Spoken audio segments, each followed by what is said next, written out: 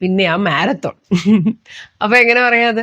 He can't walk properly, let alone run a marathon. കണ്ടോ? He can't walk എന്ന് വെച്ചാൽ നടക്കാൻ പറ്റുന്നില്ല, പറ്റില്ല. പ്രോപ്പർലി നേരെ, ശരിക്കും. പിന്നെയാ മാരത്തോൺ ഓടുന്നത്. Let alone run a marathon. ഒരാളുടെ അടുത്ത് ചോദിച്ചു കാറ് വാങ്ങിക്കുന്നില്ലേ? അപ്പൊ അയാളുടെ മറുപടി, ഒരു സൈക്കിൾ വാങ്ങിക്കാൻ എന്നെ കൊണ്ട് പറ്റില്ല, പിന്നെ ആ കാർ. അപ്പൊ നമുക്ക് എങ്ങനെ പറയാം? I don't have enough money to buy a bicycle, let alone a car.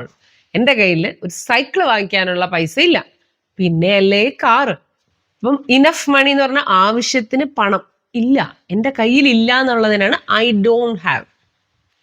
Let alone a car, പിന്നെയല്ലേ കാർ. അപ്പൊ സൈക്കിൾ വാങ്ങിക്കാൻ പറ്റാത്ത ആൾക്ക് പിന്നെ കാറ് വാങ്ങിക്കാൻ പറ്റുമോ? അത് പിന്നെ ചോദിക്കേണ്ട കാര്യം പോലും ഇല്ല. നേരെ ചൊവ്വ വെള്ളം പോലും തിളപ്പിക്കാൻ അവൾക്ക് അറിഞ്ഞൂടാ, പിന്നെയല്ലേ ഫുൾ മീല് കുക്ക് ചെയ്യുന്നത്. ചിലപ്പോ ചില ആൾക്കാർ ഇങ്ങനെയൊക്കെ പറയും അല്ലേ? അപ്പൊ നമുക്കത് എങ്ങനെ ഇംഗ്ലീഷിൽ പറയാം? She doesn't know how to boil water, let alone cook a full meal. അവൾക്ക് ഷി ഡസന്റ് നോ, അവൾക്ക് അറിയില്ല. എന്തറിയില്ല? ഹൗ ടു ബോയിൽ വാട്ടർ, വെള്ളം തിളപ്പിക്കാൻ പോലും അവൾക്കറിയില്ല. Let alone a full meal. പിന്നെ ഫുൾ മീലിന്റെ കാര്യം പറയാനുണ്ടോ? പറയാതിരിക്കുക ഭേദം. ആ റൂമിൽ ഒരു 10 പേരെ നിങ്ങൾക്ക് അക്കോമഡേറ്റ് ചെയ്യാൻ പറ്റുമോ? അപ്പോൾ വീട്ടുടമസ്ഥൻ പറയാം 3 പേരെ ആ റൂമിൽ കിടത്താൻ പറ്റില്ല, പിന്നെ ആ 10 പേര്. The room isn't big enough for 3 people, let alone 10.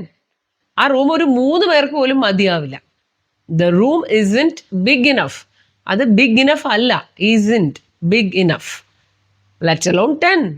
പിന്നെ പറയണോ 10 പേരുടെ കാര്യം? പറ്റത്തില്ല. ഇനി നമുക്ക് കുറച്ച് ചോദ്യങ്ങളും ഉത്തരങ്ങളും പഠിക്കാം. കാരണം നമുക്ക് സംസാരിക്കണമെങ്കിൽ ചോദിക്കണം, ഉത്തരം പറയണം അല്ലേ? അപ്പൊ ഒരു 3-4 സിറ്റുവേഷനിൽ നമുക്ക് ഈ ലെറ്റ് അലോൺ ഉപയോഗിക്കാം. അതിനോടൊപ്പം കുറച്ച് ഇംഗ്ലീഷും പഠിക്കാം. അപ്പം ഈ ഡയലോഗ് നോക്കിക്കോളൂ. ആരവ് ആൻഡ് റിയ. ആരവ് റിയോട്